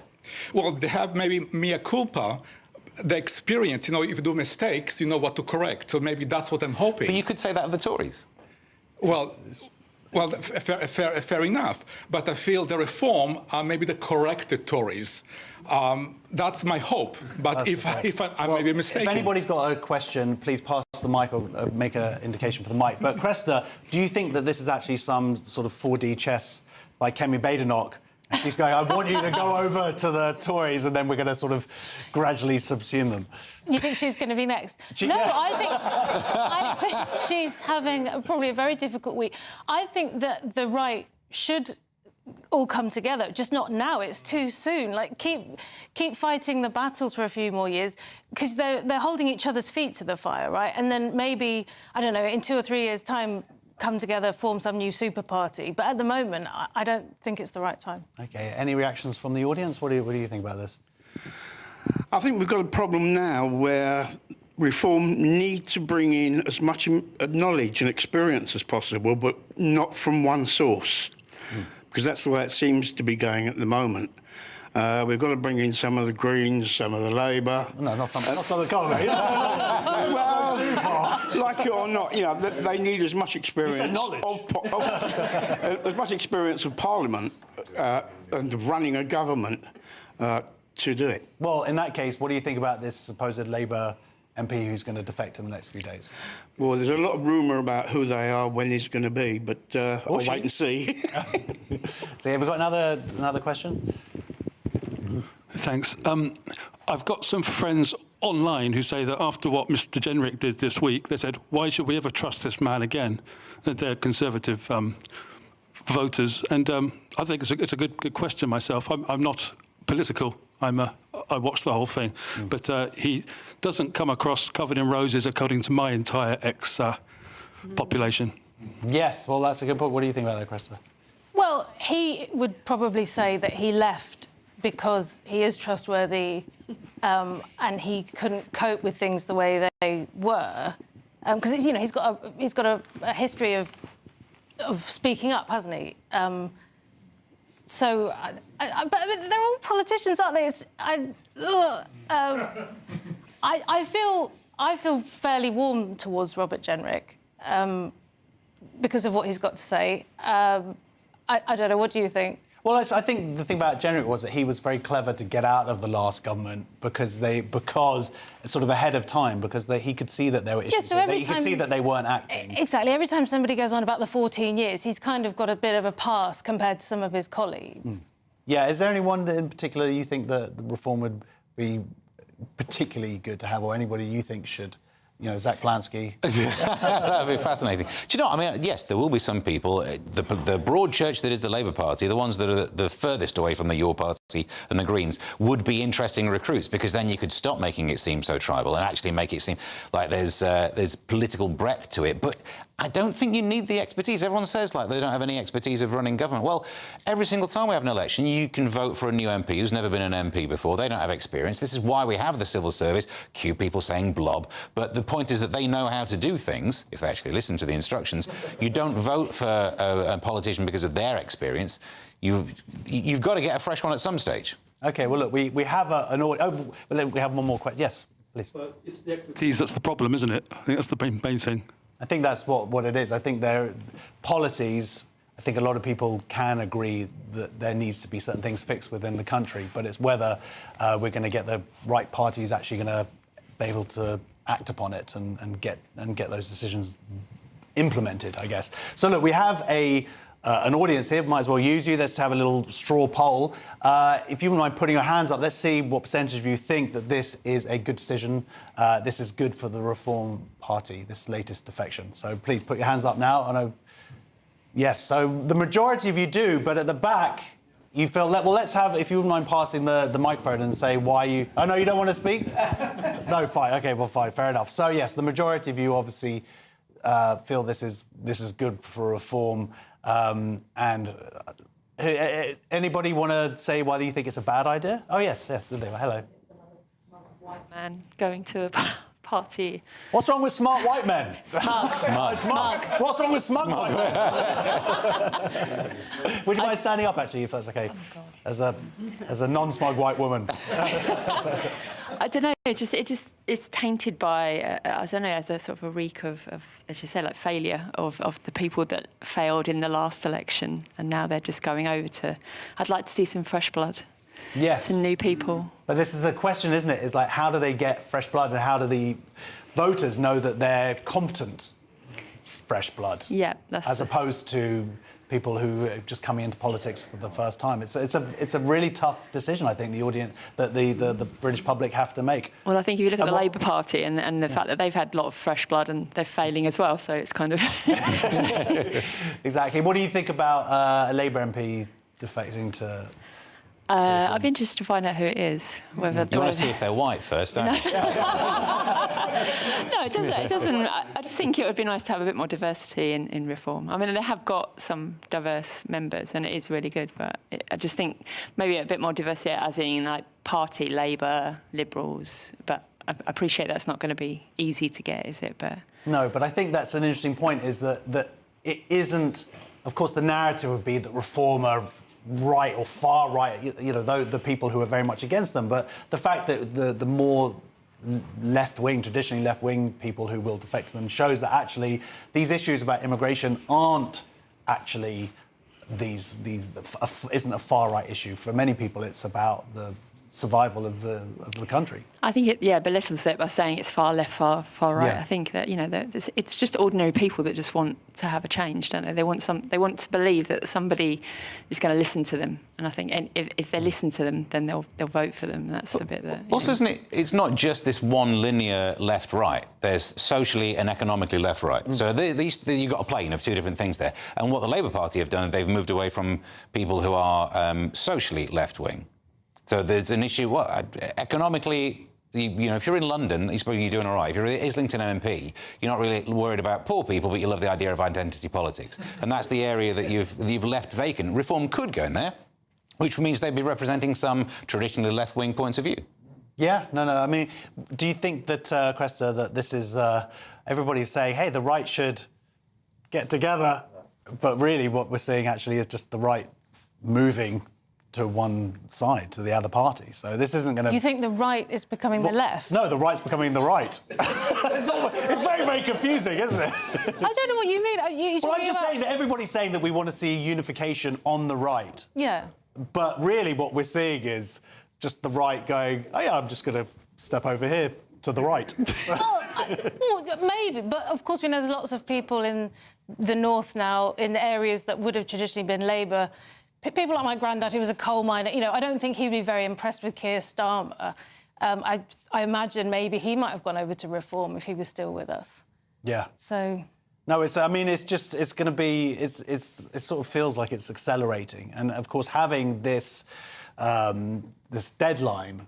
I mean, do you really think that afterwards that Nigel Farage wouldn't accept another big hitter from... Well, kind of a big hitter and Andrew Rosendale, not words that normally go together in a sentence, are they? I used to work a lot in Romford, so I'm kind of aware of him. But other than that, I wouldn't have heard of this guy. Well, OK, what about... Let's have a last... What about the audience? How would you feel if Suella Braverman, if she went to... She has to. Yeah. Well, yes, woman in the front, you've... Wow, yeah, they'd be brilliant. Yeah. You'd be brilliant. OK. Not a smug white man, so I guess you're happy.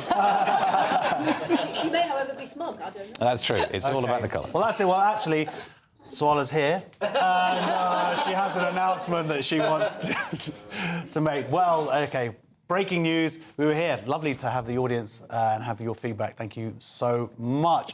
Coming up after the break on Free Speech Nation, we have Silky Carlo from Big Brother Watch to talk about Sir Keir Starmer's latest policy of banning social media for under 16s.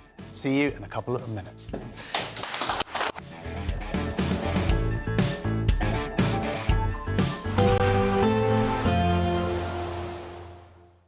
dinner under the stars tonight? That reminds me of our travel insurance. You mean all clear skies? All Clear Travel Insurance sponsors GB News Travel Destinations forecast.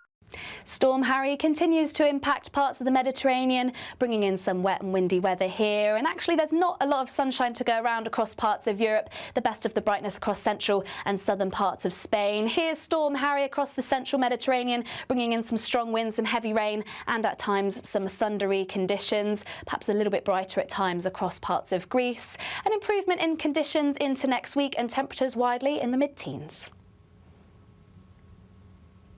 All Clear Travel Insurance sponsors GB News Travel Destinations forecast.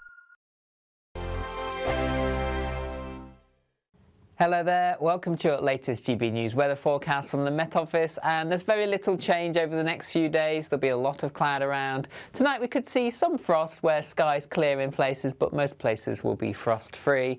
Generally, a lot of cloud across the UK. This weather front continues to give some rain and drizzle. Another one coming in from the west later to give some spells of rain across Northern Ireland. But for most, a damp evening to come overnight, a lot of cloud around. There'll be some breaks from time to time across parts of southeast England, western fringes of England and Wales, and more particularly northern Scotland, where temperatures here could fall below freezing to allow a patchy frost. But with a lot of cloud around and murky conditions, temperatures hovering between 4 and 6 degrees. So Monday morning for most will be a cloudy start. However, across northern Scotland, some sunshine here, a frosty picture, some fog patches in places, but cloudier skies across western Scotland, down into Northern Ireland with outbreaks of rain here. A gloomy start to the day for much of England and Wales as well, with patchy rain and drizzle, though some sunshine for western Wales, down into Cornwall to start the morning. A few brighter breaks towards southeast England as well.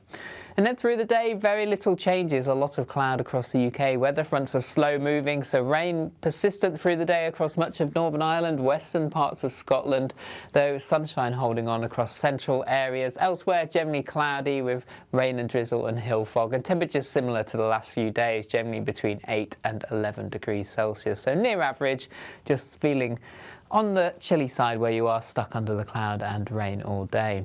On Tuesday, still a lot of cloud around, but I'm hopeful there'll be a few more brighter breaks for a time before the next weather system brings heavier rain and some stronger winds into western parts of the UK, and then generally turning wetter and windier as we move through the week, and temperatures, particularly in the south, above average. You want to know what's really going on in the corridors of power? Labour don't know what to do with you half the time, and that makes you quite lethal in the chamber. Get behind the headlines with Chopper's Political Podcast. Join me, Christopher Hope, as I sit down with the great and the good of British politics. We'll see where this ruling takes us. These are the stories shaping our nation. Chopper's Political Podcast, available now on all platforms. Listen in and stay ahead. Decisions made in Washington aren't just shaping America, they're shaping Britain too. From migration to global security, from crime to health.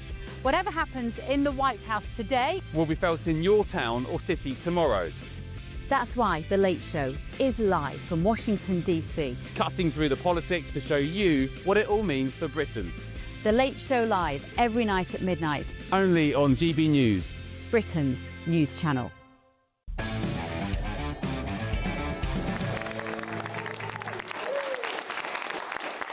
Welcome back to Free Speech Nation with me, Josh Howie. Sir Keir Starmer is set to impose a social media ban on under-16s, despite previously expressing scepticism about copying Australian age restrictions that could lead teenagers onto less regulated sites. More than 60 Labour MPs have now written to the Prime Minister urging him to back the ban. Joining me now to discuss this is the director of Big Brother Watch, Silky Carlo. Round of applause, please. Silky, you wrote a great piece in The Telegraph that explained why there are issues here, because I think it actually seems like a remarkably popular proposal, really. That they're saying this is going to be an open vote. You've got Kemi Badenoch.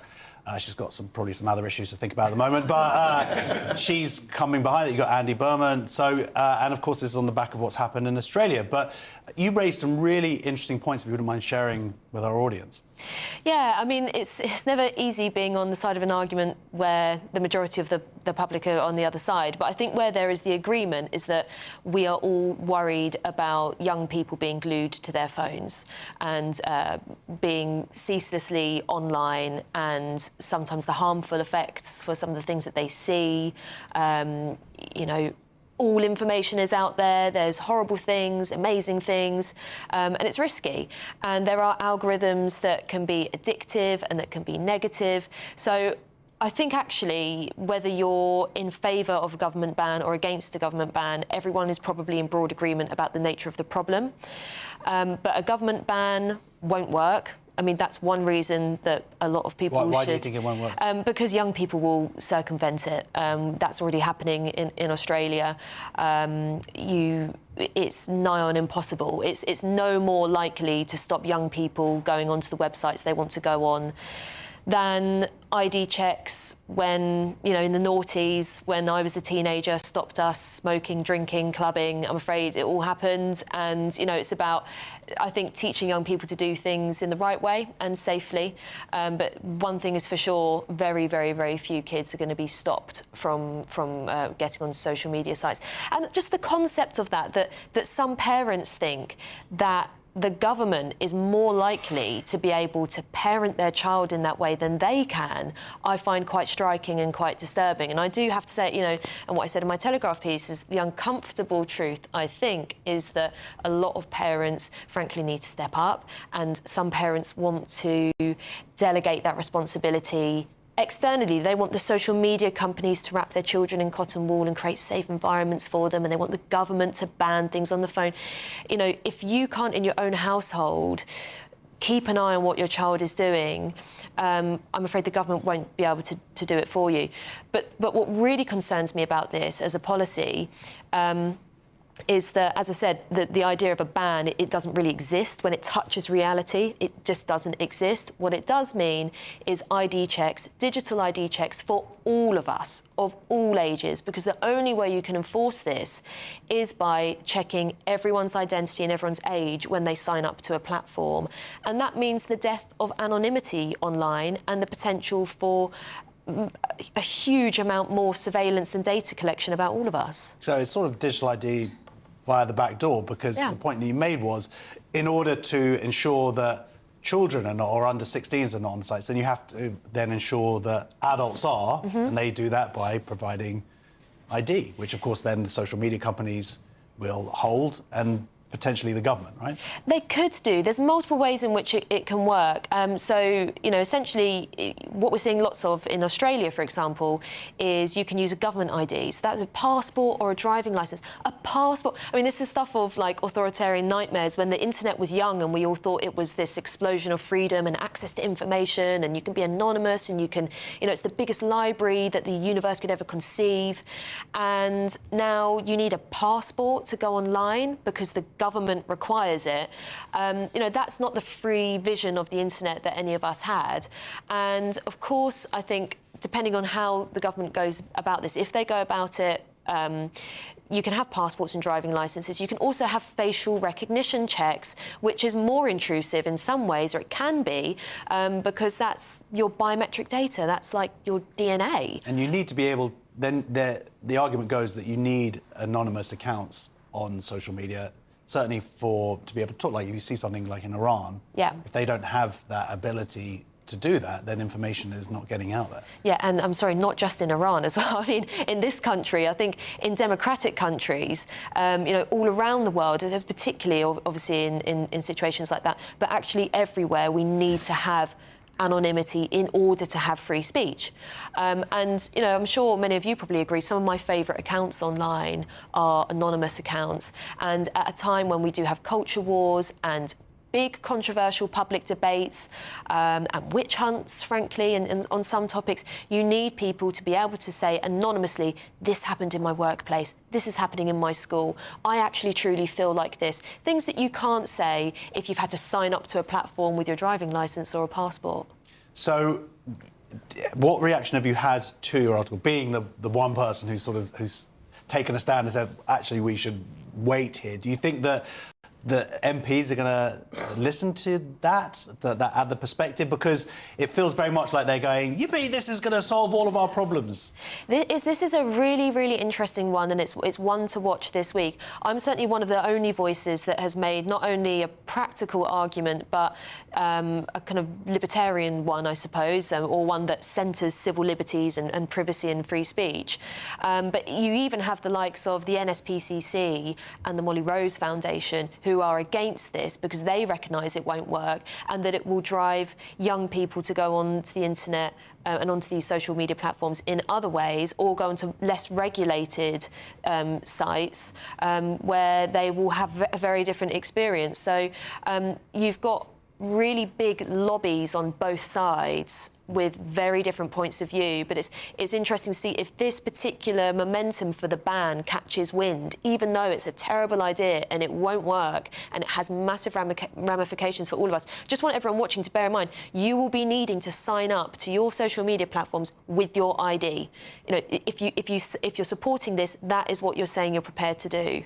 Yeah, well, it's as you say, it's something that's going to run and run. I think the people are going to realise these points that you're making, how prevalent they are. And I just want to say to my kids at home, stop watching, get off Twitter, please, at the moment, or X. A big round of applause, please, for the director of Big Brother Watch, Silky Carlo. Just before we head to the break, a recap of this evening's breaking news. Another Tory has defected to Reform UK. Conservative Shadow Minister for Foreign Affairs and Member of Parliament for Romford, Andrew Rosendale, has today joined Reform UK. Rosendale has cited the Conservative Party's hypocritical position over the Chagos Islands as his reason for defecting. The Romford MP had been a member of the Conservatives since he was 14 and is the second Member of Parliament to join Reform UK this week, following Robert Jenrick's defection on Thursday. Next on Free Speech Nation, I'll be joined by the legend that is the critical drinker. See you in 2 minutes.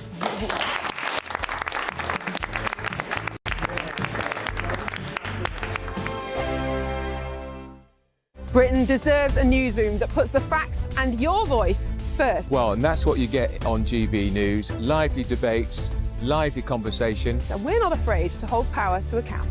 And each other. So join me, Andrew Pierce. And me, Miriam Gates, for Britain's Newsroom, weekdays from 9:30 on GB News. This is GB News, Britain's news channel. Christianity is on the rise in Britain, with the younger generation said to be the driving force. It's great, isn't it? In an effort to preserve the UK's cultural and religious heritage. New polling by a Tear Fund also found that 45% of British adults are planning to attend church this Christmas, which is a sharp rise from recent years. But what other factors might be driving this renewal in faith? Joining me now is the wonderful parliamentary sketch writer, Quentin Lett. Quentin, really good to see you. Thank you for coming on. A brilliant piece in today's Daily Mail. Read every word of it, found myself nodding along. Tell me more about what you've written, why you've written it, and what's happening with Christianity in this country. Well, good afternoon, Dawn. I would start with that poll that you've just been mentioning. And it said that 45% of adults are intending to go to, this is what it found, 45% of adults intending to go to a service at church this Christmas. But a more interesting part of that poll is that when you look at the younger people, Gen Z, 60% of them are intending, and it's many, many fewer, it's half the number for us baby boomers and the silent generation who are older than us. So that suggests, does it not, that something is stirring in the pews.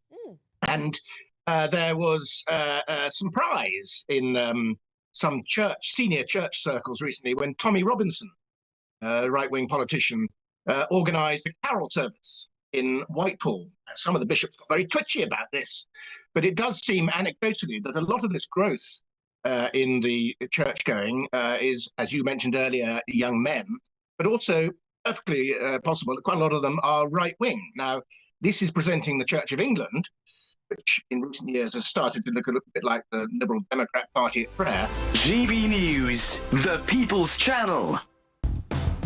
Do you trust what you're being told? Good, because neither do I. Those are just facts. I'm Alex Armstrong, and on my show, we'll expose the spin. Well, I want to answer that, because you didn't let me last time, because you always speak over me. The broken promises. To deny that is denying the truth. And the hypocrisy. Needs to stop. We can allow. Politics, policy, Parliament. Nothing is off limits. No sugarcoating, no fear of offence, just the truth laid bare. Tune in every Saturday and Sunday at 9 p.m. for Alex Armstrong Tonight, only on GB News, Britain's news channel.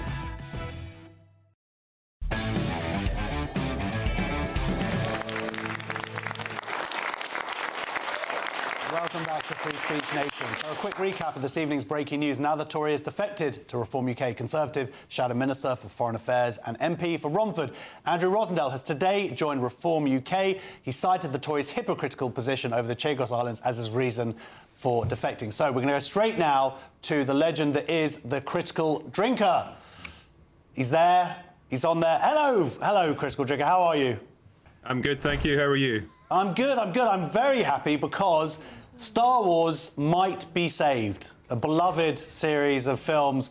Do you think we've got the head producer, Kathleen? She has now left, I believe, the Star Wars franchise. Are you optimistic that it can be healed, or is it forever tainted? I think it's forever tainted at this point. Under her stewardship, they've taken Star Wars from one of the biggest pop culture phenomenons in our history to a bunch of largely irrelevant TV shows on a not particularly successful streaming service. I don't know how you even begin to come back from something like that. No, and then we also had this week the launch of Starfleet Academy, Star Trek Starfleet Academy, something as a Trekkie, something I really looked forward to for decades. And I couldn't watch the whole thing because it made me vomit.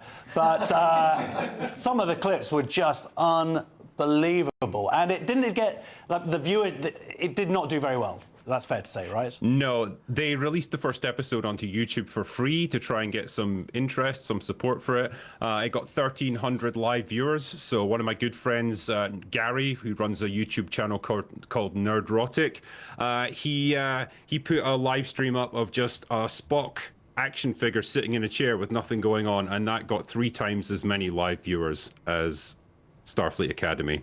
That shows you how this franchise is just completely dead. And isn't it sort of $10 million an episode? I believe it is, yes. And you've got a character wearing glasses. There is one sort of bright light in the TV show Landsman, if anybody's watched it, but they have a character there. Unfortunately, we can't show the clip for time, but the character there calls out their sort of non-binary flatmate, which is kind of a big deal on American TV for them to just sort of blatantly just go, no, that's ridiculous. Yeah, not something you would see on most networks, but Taylor Sheridan, I guess, is more based than most TV producers, and I think he's not afraid to call stuff like that out. I mean, it's very much low-hanging fruit at this point. It's the kind of thing that's very easy for people to mock if they're that way inclined, but he went ahead and did it anyway, so, you know, fair enough. All right, well, look, we'll take what we can get. Thank you very much for joining us, Critical Drinker. And thank you at home for joining us for Free Speech Nation. Thank you to the audience. Give yourselves a big round of applause. If you want to be in the audience, you know how to do so. You can find the tickets, join us for free. And now we're going to go to Alex. Alex, hope you're well. What is on your show? Thank you very much, Josh. Yeah, well, the world's gone quackers today, hasn't it? Apparently, Lisa Nandy's been out calling Reform UK, or at least alluding to the fact they might be a fascist party. We'll be digging into that. And, of course, a sensational defection, a second defection in the space of a week. Andrew Rosendale, MP, the MP for Romford, has defected to Reform UK. We'll be digging into that and so much more on my show tonight. I've got some really interesting guests and news you haven't heard anywhere else today. Stay with us. We'll be back in just a moment.